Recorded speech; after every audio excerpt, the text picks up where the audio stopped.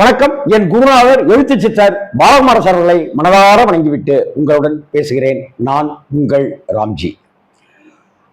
பெத்தவங்களுக்கு ஏதாவது பிள்ளையை பத்தா கண்ணீர், தென்னையை பத்தா இளநீர் அப்படிங்கிற மாதிரி பிள்ளைங்களுக்கு பெத்தவங்க மேல பாசம் இல்லாம இருக்கலாம். ஆனா பெத்தவங்களுக்கு குழந்தைங்க மேல அக்கறை இருக்கும் தானே. குழந்தைங்க நல்லா இருக்கணும் அப்படின்னு ஆசைப்படுவோம் தானே. உங்க வீட்டில் இருக்கிற 20 வயதுக்கு உட்பட்டவர்கள், 3 வயது குழந்தையிலிருந்து 20 வயது இளைஞர்கள் வரைக்க, இளைஞர் யுவதிகள் வரைக்க நல்லா இருக்கணும் அப்படின்னு ஆசைப்பட்டீங்கன்னாக்க இந்த வீடியோவை நீங்க தயவு செஞ்சு பாருங்க. வணக்கம் நண்பர்களே.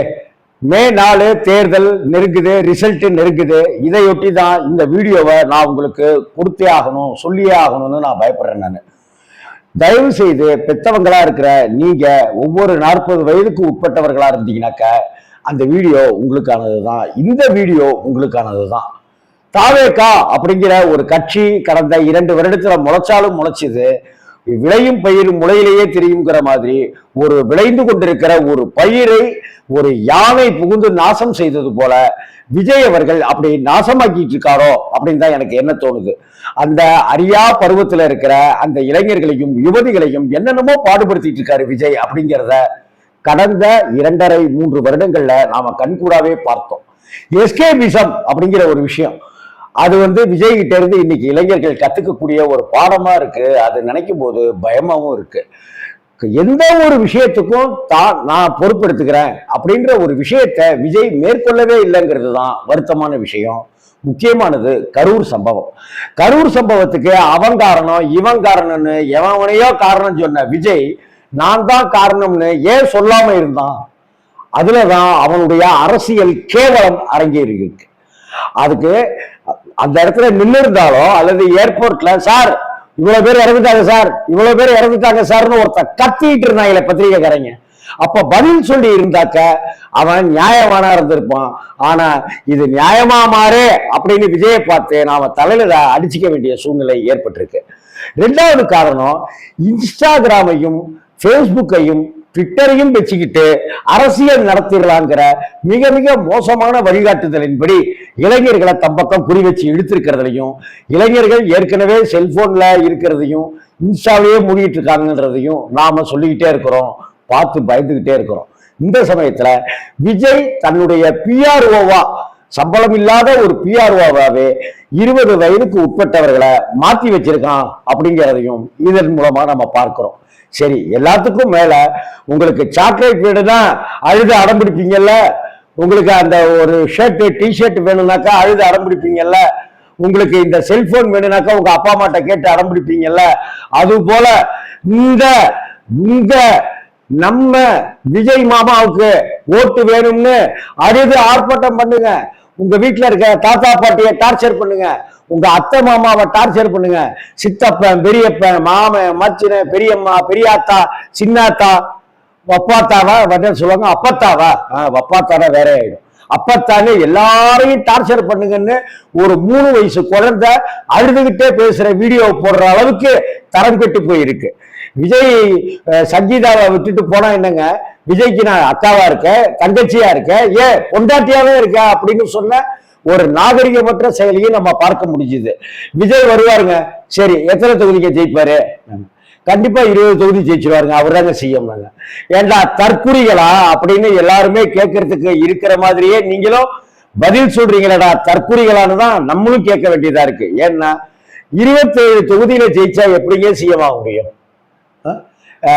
ஏங்க உங்களுக்கு விஜய் எத்தனை தொகுதியில ஜெயிப்பாரு? விஜய் அவர் தொகுதியில ஜெயிச்சிருவாருங்க, சிஎம் ஆயிடுவாருங்க. விஜய் அவர் தொகுதியில ஜெயிச்சா சிஎம் ஆயிடுவாருன்னு ஒரு டிவி கேதாரன் சொல்றான், தற்குறி. இன்னொருத்தன் 27 தொகுதியில ஜெயிப்பாருங்கன்றான். அதை விட இன்னொருத்தன் தமிழ்நாட்டுல 234 தொகுதி இருக்கு அப்படிங்கிறதே தெரியாம அவர் ஒரு 285 தொகுதியில கண்டிப்பா ஜெயிக்கிறாருங்க, வின் பண்றாருங்க அப்படிங்கிறான். இப்படியான தற்குறிகள், இப்படியான இளைஞர்கள் ஒரு கூகுள்ல சர்ச் பண்ணி பார்த்தாலே தெரியக்கூடிய விஷயங்களை எல்லாம் அறிந்து கொள்ள ஆசைப்படாத அளவுக்கு ஒரு கீழ்த்தரமான அரசியலை செய்திருக்கிறது ரொம்ப ரொம்ப வருத்தத்துக்குரிய வேதனைக்குரிய விஷயமா இருக்கு. இந்த நிலை நீடித்து கொண்டே இருந்தா அரசியல், சமூகம், சிந்தனைகள், மனிதம், மாண்பு அப்படிங்கிற எந்த ஒரு விஷயமாகுமே இந்த தலைமுறைகிட்ட இல்லாது போயிடும். அப்படி இந்த தலைமுறைகிட்ட அது இல்லாம போயிடுச்சுனாக்க அடுத்தடுத்த தலைமுறைகிட்ட அது போய் சேராது அப்படிங்கிற ஒரு கவலை மிகுந்த ஒரு தகப்பனாக நான் இதை சொல்லுகிறேன். மே 4 எலெக்ஷன் ரிசல்ட் அன்னைக்கு தயவு செய்து உங்க வீட்டில் இருக்கிற குழந்தைகளை டிவியை பார்க்காம விட்டுருங்க. டிவியை பார்க்கறதுக்கு அனுமதிக்காதீங்க.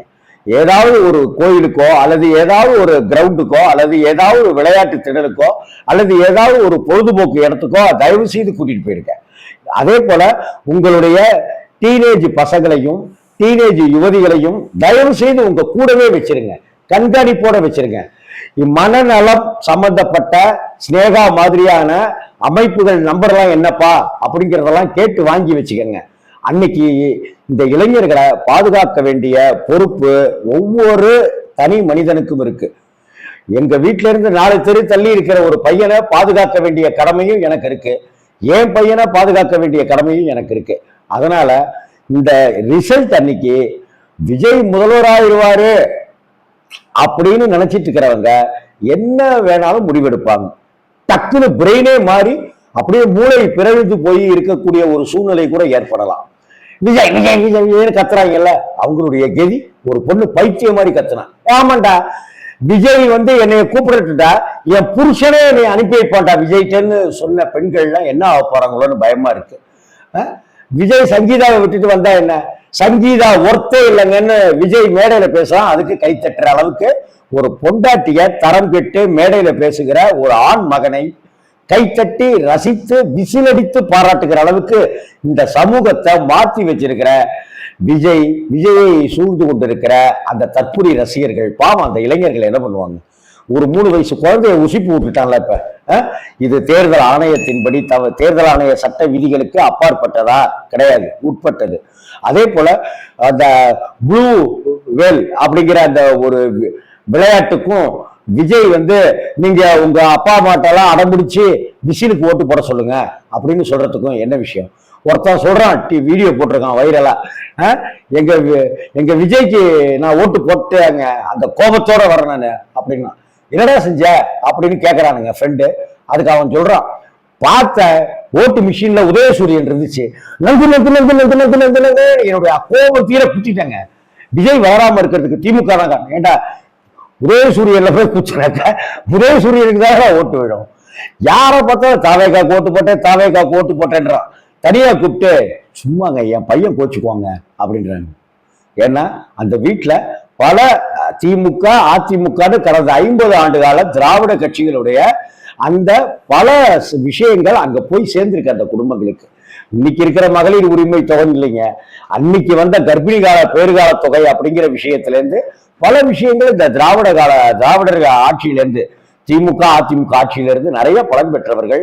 இந்த நாடு தமிழகம் செழிப்பா இருக்கிறதுக்கு உண்டான காரணமானவர்கள்னு மக்கள் பார்த்துக்கிட்டு தான் இருக்காங்க. இதை தவிர போட்டி திமுகவுக்கா தாவேகாவுக்கா, திமுகவுக்கும் தாவேகாவுக்கும் உசிப்பு ரணகலப்படுத்தி வச்சிருக்கான் இந்த விஜய்ங்கிற ஒரு தலைமை தற்குறி. அதனால தயவு செய்து ரிசல்ட் நெருங்க அல்லது ரிசல்ட்டுக்கு அடுத்தடுத்த நாட்கள்ல உங்க வீட்டு இளைஞர்களை, உங்க வீட்டு குழந்தைகளை, கிண்டர்ஜார் குழந்தைகளை, லாலிபப் குழந்தைகளை இந்த லாலிபப் விஜயினுடைய வீடியோவெல்லாம் பார்க்காம கொஞ்சம் தவிர்த்து தேர்தல் ரிசல்ட் எல்லாம் பார்க்காம ஒதுக்கி வைக்கணும்னு வணக்கத்தோட, தாழ்மையோட, வருத்தத்தோட, சோகத்தோட கேட்டுக்கிறேன். வணக்கம்.